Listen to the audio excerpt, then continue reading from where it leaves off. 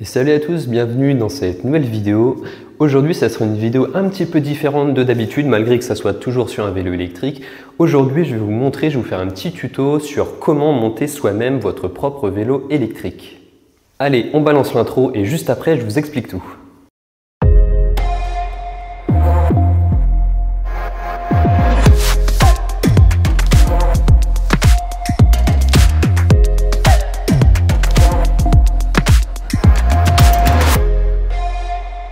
Alors effectivement, je vais vous montrer comment on installe le kit de conversion de vélo électrique, à savoir le kit de chez 100G Tech.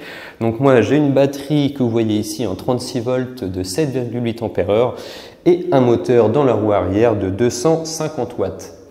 Pour faire cette vidéo, j'ai dû acheter un vélo de chez Decathlon que vous voyez ici, le Rockrider ST50. Pourquoi j'ai acheté celui-ci? Tout simplement parce que c'est le VTT premier prix de chez Decathlon. Alors déjà, première chose, qu'est-ce que nous avons dans le kit? Donc première chose, nous avons ici le moteur qui est monté sur sa jante. Pour me faire gagner un petit peu de temps, j'ai déjà monté le pneu sur la jante, mais bon ça sera bien sûr à vous de le faire parce que quand la jante arrive, elle est bien sûr nue. C'est à vous de monter votre propre pneu et chambre à air dessus.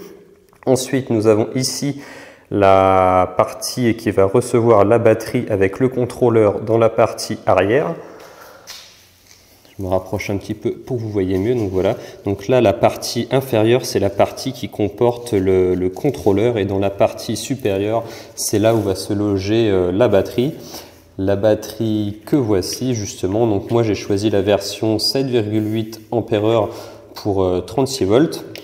Et vous remarquerez sur la partie supérieure, c'est ça qui est intéressant avec ce kit, c'est que la batterie a directement les boutons pour changer de mode de puissance, et elle fait aussi également Wi-Fi, j'en parlerai tout à l'heure, enfin Bluetooth je veux dire. Vous allez pouvoir gérer tout via votre téléphone.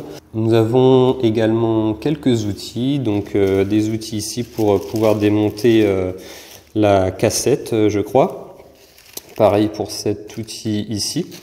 Nous avons quelques riselants avec une clé. Nous avons la notice qui est vraiment bien faite. La notice, elle est malheureusement en anglais. Après, c'est pas très compliqué. Vous allez voir que l'installation est très simple. Mais au moins, vous avez quand même pas mal de photos. On remarque aussi le QR code ici qui permet de télécharger l'application sur le téléphone. Et nous avons, dernière chose, nous avons un support téléphone. Concernant la roue, donc moi j'ai choisi la version 26 pouces parce que le VTT Rockrider est déjà en 26 pouces, donc forcément il faut choisir la bonne taille, à savoir qu'ils ont vraiment toutes les tailles possibles de roues sur leur site. Je crois que ça va du 20 pouces au 29 pouces en passant par le 27,5, etc. Donc voilà pour la partie présentation de tout ce que nous avons dans le kit. Donc juste avant de rentrer vraiment dans le vif du sujet, je vous explique quand même la particularité de ce kit. C'est que niveau installation, c'est vraiment accessible à tout le monde. Pourquoi? Parce qu'il n'y a qu'un seul câble à connecter pour pouvoir faire fonctionner ce vélo électrique et convertir votre vélo de tous les jours. À savoir s'il faut relier uniquement le câble ici du moteur au câble du contrôleur, donc où se situe la batterie. Donc il y a vraiment uniquement cette connectique à faire pour pouvoir électrifier votre vélo de tous les jours. C'est vraiment très simple. Je vous parlerai un peu plus des caractéristiques tout à l'heure quand on aura fini le montage. Mais en gros, c'est un kit plug and play que n'importe qui peut faire. Eh bien, on va attaquer dès à présent le montage. Vous allez voir que c'est vraiment super simple. Donc moi, je vais commencer par mettre la roue arrière avec le moteur. Donc au préalable, vous, vous doutez bien qu'il faut déjà retirer votre propre roue avant. Moi, je l'ai déjà fait pour gagner un petit peu de temps. Et ensuite, on installe notre roue avec le moteur. Donc pensez bien à dégonfler votre pneu pour pouvoir l'insérer, si c'est comme moi, avec des patins, des patins de frein qui sont sur la jante. Sinon, vous allez avoir du mal à insérer votre pneu à l'intérieur des patins. Voilà, ça vient de passer. Et ensuite, il faut bien passer la chaîne sur les pignons, sinon ça va être un peu compliqué. Et ensuite, il ne reste plus qu'à positionner votre roue dans le logement prévu sur le vélo à l'arrière. N'hésitez pas à vous servir par exemple d'une clé pour tourner l'axe et pour le réinsérer parfaitement à la verticale dans la rainure. Des fois ça peut être un petit peu chiant. Voilà, donc là l'axe est bien tout au fond de la rainure du cadre. On va pouvoir remettre les rondelles et les écrous. On positionne les écrous. On s'assure bien une dernière fois avant le serrage que la roue est bien enfoncée dans les rainures du cadre. Et on va pouvoir procéder au serrage. Donc voilà, c'est tout. La partie la plus chiante, on va dire, est terminée. Maintenant, on va retourner le vélo et on va passer à l'installation de la partie batterie et de son support. Donc, pour l'installation du support batterie, il y a juste un prérequis, c'est que sur votre cadre, vous ayez ici les deux trous, les deux taraudages qui permettent normalement de fixer un support gourde. Si vous n'avez pas ça, vous allez être un petit peu embêté pour placer le support batterie. Donc faites bien attention si vous avez ça avant d'acheter votre kit. Et ensuite, on va tout simplement, à l'aide des vis qui sont fournies avec, installer le support batterie. On serre bien. Le support batterie est maintenant installé. Vous avez vu, c'était très compliqué. Et maintenant, il ne vous reste plus qu'à connecter le moteur avec le câble du support batterie, en l'occurrence du contrôleur.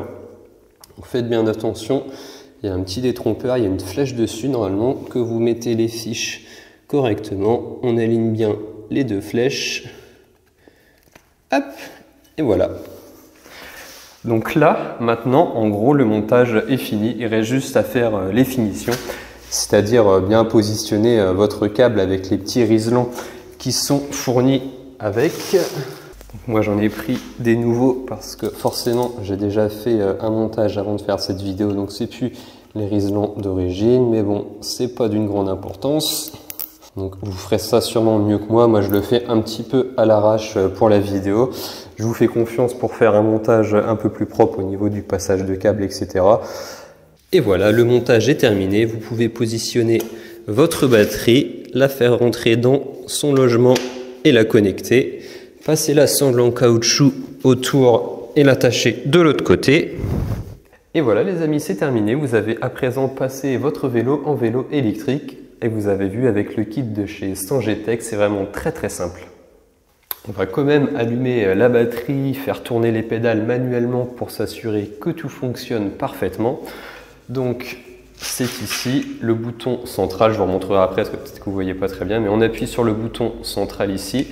La batterie s'allume, on va se mettre peut-être pas en mode 5, mais on va descendre, on va se mettre en mode 3 ou 4. Voilà. Je vais soulever un petit peu le vélo, faire tourner les pédales, sachant qu'il n'y a pas besoin d'installer de capteur au niveau du pédalier. Tout est fait directement dans le moteur. C'est pour ça que c'est vraiment très simple. C'est directement le moteur qui calcule la vitesse de rotation et qui ajuste la puissance en conséquence. Vous allez voir, là je le soulève, je fais tourner un petit peu les pédales et vous allez entendre le moteur s'enclencher. Voilà, vous entendez le petit sifflement du moteur. Et si j'arrête, le moteur s'éteint tout de suite. C'est vraiment très réactif et très proportionnel. Donc voilà, notre kit fonctionne sans problème. Vous penserez à regonfler la roue arrière.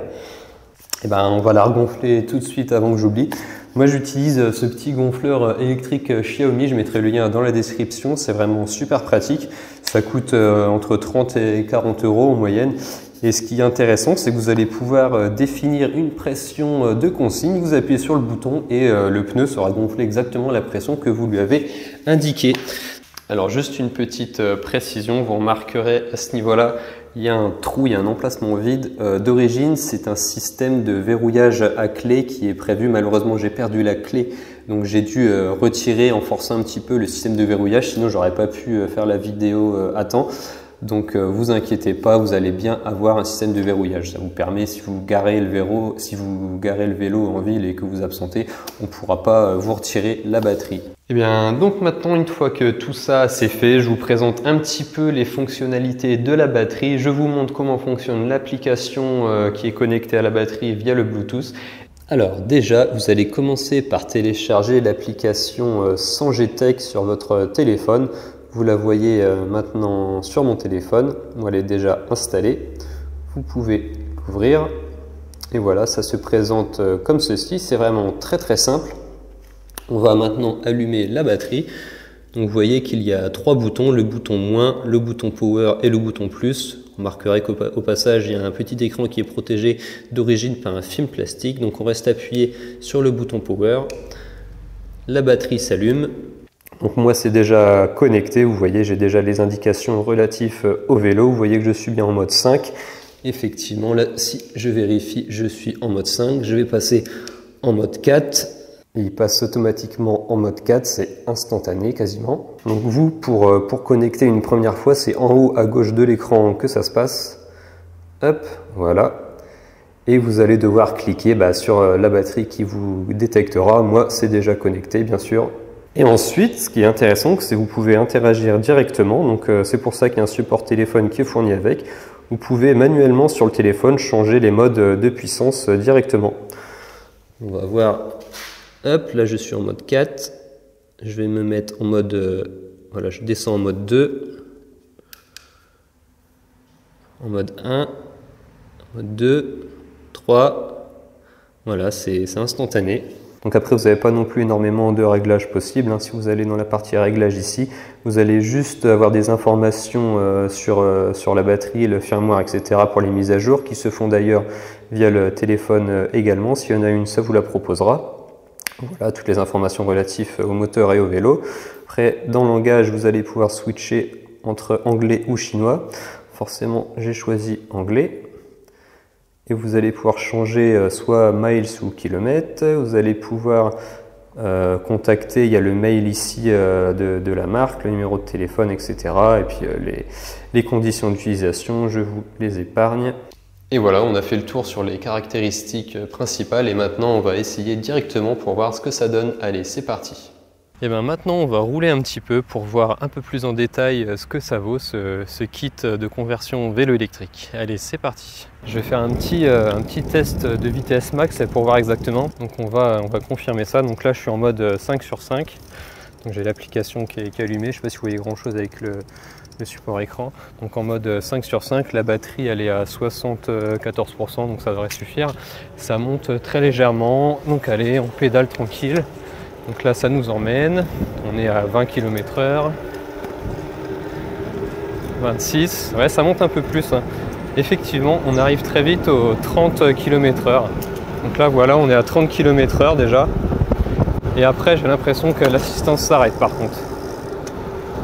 Alors effectivement à partir des 30 km/h l'assistance se coupe. Bon, c'est déjà pas mal, je pensais que c'était limité à 25 km/h mais finalement ça a l'air d'être plutôt 30 km/h. Malgré la petite montée qu'il y avait tout à l'heure, j'ai pas du tout forcé pour arriver aux 30 km/h et c'est agréable aussi parce que comme je disais aussi tout à l'heure, il n'y a pas d'à-coups. C'est vraiment très plaisant à utiliser. Vous voyez là ça monte encore un tout petit peu. Et voilà, la vitesse ne ralentit pas plus que ça, je suis à 28 km/h. Donc là, je me suis mis en mode tranquille, en mode 1, pour voir jusqu'à combien ça nous emmène. J'ai l'impression que le mode 1, ça va jusqu'à 15 km/h. Ouais, on va dire que le mode 1, c'est jusqu'à 15. Le mode 2, ça accélère un petit peu, on arrive à 18, 19. Donc le mode 2, on va dire 20 km/h. Donc là, je me suis mis en mode 3. Et en mode 3, on arrive déjà à 28 km/h. Donc j'ai l'impression qu'entre le mode 3, le mode 4 et le mode 5, il n'y a pas énormément de différence, peut-être un peu plus d'accélération. Je me remets en mode 4, augmenter d'un cran pour voir ce que ça donne.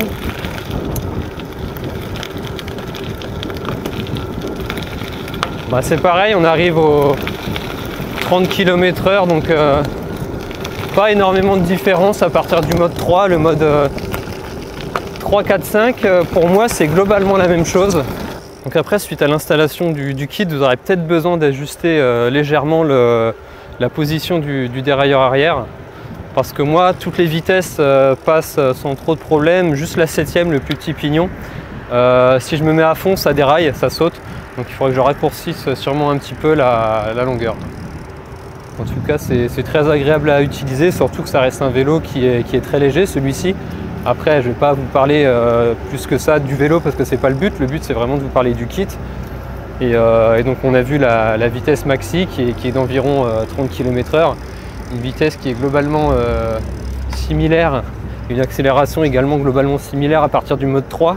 Mode 3, 4, 5, comme je l'ai dit, c'est à peu près la même chose. Moi je trouve ça super sympa à utiliser, comme j'ai dit aussi tout à l'heure, parce que c'est pas un vélo, c'est pas un kit qui est hyper puissant, c'est une batterie 36 volts, c'est un moteur de 250 watts, donc il ne va pas y avoir de gros à-coups lors des phases d'enclenchement du moteur. À partir du moment que je pédale comme je fais maintenant, voilà, je sens que le moteur se met en route parce qu'il y a un petit bruit caractéristique et forcément je le sens d'un point de vue assistance. Mais ça ne va pas me propulser d'un coup, donc c'est vraiment un kit qui est fait vraiment pour s'en servir comme de l'assistance électrique. Il y a aussi, attends, je vais baisser un peu la puissance, voilà. Donc, comme je l'ai dit aussi dans la présentation, il y a aussi plusieurs versions, notamment une version avec le dual moteur. Donc là, il doit y avoir un petit peu plus de pêche, surtout si vous optez pour la version de la batterie en 48 volts. Et vous pouvez aussi également choisir d'avoir une poignée d'accélérateur ou non. Donc moi dans le kit que j'ai reçu, il n'y en a pas. C'est vraiment comme un vrai vélo à assistance. Il n'y a pas de possibilité d'accélérer avec une poignée d'accélérateur qui de toute façon est légalement interdit. Donc je ne sais plus si j'ai parlé du prix, mais je vais le rappeler. Donc le kit que je dispose, moi, il est vendu à environ 650 $, donc un tout petit peu plus avec le cours de l'euro qui augmente, on va dire 660 € du coup.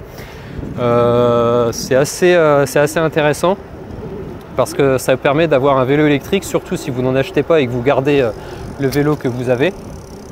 Donc ça permet d'avoir un vélo électrique de bonne qualité, enfin du moins la partie kit de conversion pour une somme assez réduite. Et moi par exemple le kit complet neuf, donc si vous achetez pareil que moi le Rock Rider ST50 qui est à environ 229 € je crois chez Decathlon, ça vous fait un vélo neuf complet monté qui vous revient à peu près 900 €. Donc je trouve que c'est vraiment super sympa. Et si vous voulez comparer avec les vélos qui sont déjà montés pour 900 €, vous n'allez pas avoir un truc aussi intéressant. Surtout que je le répète, mais là c'est vraiment du plug and play, hein. Niveau montage, comme vous avez vu, c'est vraiment hyper simple. Il y a un câble à connecter, pof, après vous le rangez et ça y est, votre vélo électrique est prêt. Donc ouais, c'est vraiment un kit que je recommande, le kit de chez Sanger Tech. Comme d'hab, bien sûr, je mets le lien dans la description ainsi que le lien de mon support téléphone. Donc voilà, il n'y a pas grand chose de plus à dire parce que je ne vais pas m'éterniser sur la partie présentation du vélo, hein, c'est pas le but de la vidéo. Allez, on va aborder maintenant les points positifs et les points négatifs sur ce kit de chez Sanger Tech. Alors déjà, premier gros point positif, c'est vraiment la simplicité d'installation comme vous avez vu durant le montage. Je crois que ça doit être quasiment le seul kit du marché qui propose une telle simplicité d'installation. Il y a vraiment un seul câble à connecter. C'est très rapide et franchement en une heure vous convertissez très facilement votre vélo standard en vélo électrique. C'est vraiment très intéressant. Autre point positif du produit, ça rejoint un petit peu la simplicité d'installation dans le sens où le capteur de pédalage est directement intégré au moteur, donc ça fait un composant en moins à installer. Vous installez le moteur et automatiquement tout est pris en charge, il n'y a pas besoin d'installer un capteur PAS supplémentaire. Troisième point positif et pas des moindres, parce que c'est tout simplement la sensation au final que l'on a avec ce kit de chez Sanger Tech. L'assistance électrique est vraiment très proportionnelle, elle est vraiment très bien dimensionnée. Il n'y a pas de latence entre le moment où vous allez commencer à pédaler et le moment où vous allez arrêter le pédalage et où le moteur électrique va s'arrêter. Dès que vous arrêtez le pédalage, c'est quasiment instantané, le moteur arrière s'arrête et inversement. Dès que vous enclenchez quelques tours de pédalage, le moteur s'enclenche aussi, forcément proportionnellement à la vitesse à laquelle vous faites tourner les pédales. C'est très agréable à conduire, d'autant plus que c'est pas un vélo qui est très puissant. Je préfère vous le dire tout de suite, vous n'allez pas franchir des côtes de dingue et taper le 50 km/h. Mais dans un sens, c'est aussi grâce à ça qu'on a une sensation d'assistance électrique qui est pour moi vraiment parfaite parce que vous n'avez aucun à-coup, c'est vraiment très linéaire, très proportionnel.